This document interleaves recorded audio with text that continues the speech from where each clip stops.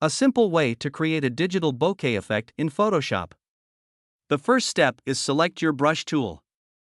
Click to open the brush picker and choose the hard round brush. Click Brushes panel toggle icon in the options bar. Select the brush tip shape. Make the size 40 pixels. The hardness 100%. And the spacing 150%. Select the shape's dynamics. Make the size jitter 45%. Select the scattering. I'll make the scatter 250%. The count 1. And the count jitter 0%. Select the transfer. Make the opacity jitter 50%. Let's save the brush by clicking Create New Brush icon. Rename the brush to something like Broke Brush. Then click OK and close the brush panel. Create a new layer. Press left and right square bracket key to resize your brush quickly. Now, click and drag to create the effect.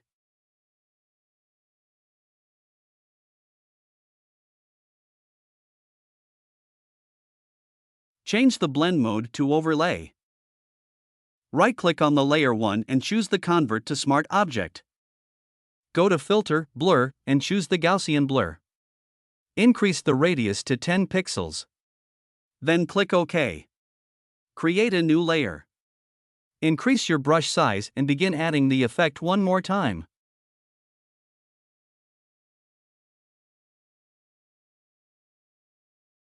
Change the blend mode to overlay. Then right-click and choose the Convert to Smart Object. Go back to Filter, Blur, and choose the Gaussian blur. Increase the radius to 20 pixels. Then click OK. Click the FX icon and choose Inner Glow. Click Reset to Default. Change opacity to 50%. The color, white. The source, center. And the size, 7 pixel. Then click OK.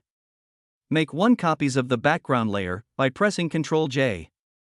Move the background copy above layer 2. Go to Select and choose the subject.